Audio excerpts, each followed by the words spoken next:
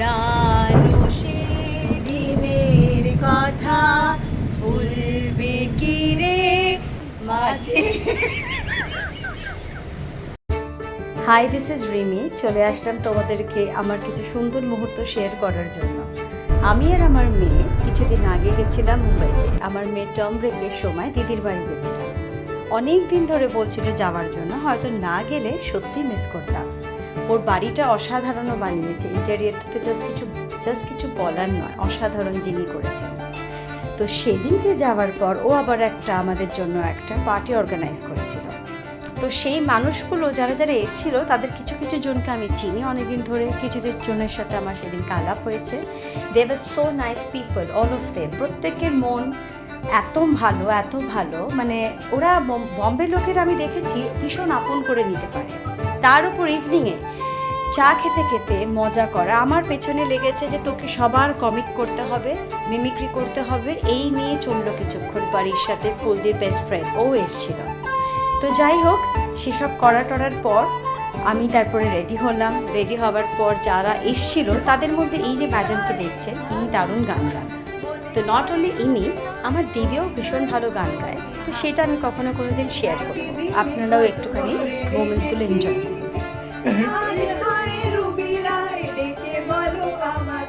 তোমাকে কোথায় যেন দেখেছি।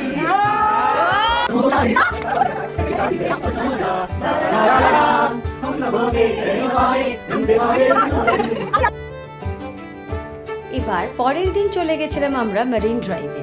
সেই পরের দিন যেদিনকে পার্টি করেছিলাম, সকাল থেকে শুধু রেস্ট নিয়েছি, তারপর ইভিনিংয়ে বেরিয়ে গেছিলাম মেরিন ড্রাইভে। সেখানে কেউ আবার আড্ডা গল্প। দেন আমি চলে গেছিলাম আমার ননদের বাড়ি।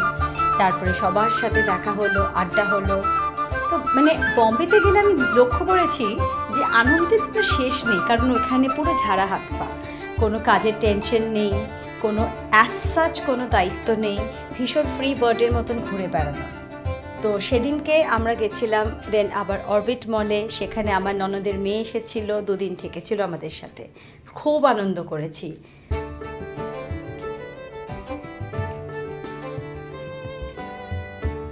বম্বের একটা জায়গা আমি খেয়েছিলাম, সেখানকার ইরানি চা আমার ফেভারিট হয়ে গেছে। হতে পারে একটু মিষ্টি বেশি, বাট ওখানকার চাটার এত অদ্ভুত একটা ফ্লেভার ইরানি চায়ের, কি বলবো আপনাদেরকে।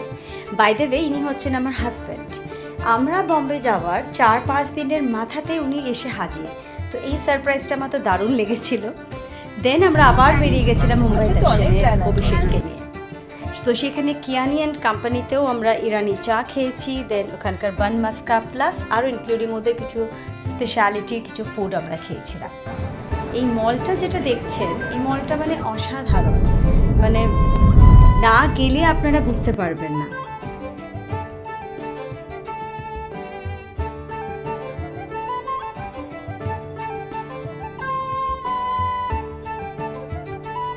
ছোট থেকে আমি আর আমার কাজিন দিদি একই রকম হয়ে আছি। দেখুন, পুরনো কিছু ছবি শেয়ার করলাম।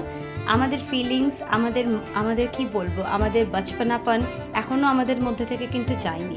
হতে পারে আমি মনে করি এগুলোই সব মানুষের নিজের মধ্যে রাখা উচিত। একটা ছোট্ট শিশুসুলভ, নিজের শিশুসুলভ এই ব্যবহারটা রাখা উচিত আমার মনে হয়, তাহলে মন মেজাজ ভালো। Then we went to a pub. তো সেখানে গিয়েও আবার বলবো, সেখানে আমার ননদ এসে গেছিল, খুব আড্ডাবাজি হয়েছে, গান বাজনা হয়েছে এখানেও।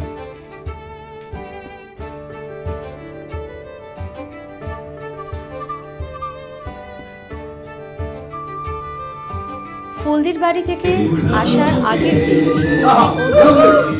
অফিস কালিগকে ইনভাইট করেছে। তো আমার হাজবেন্ডও ছিল সেদিন। অসাধারণভাবে আমরা নাচ করেছি।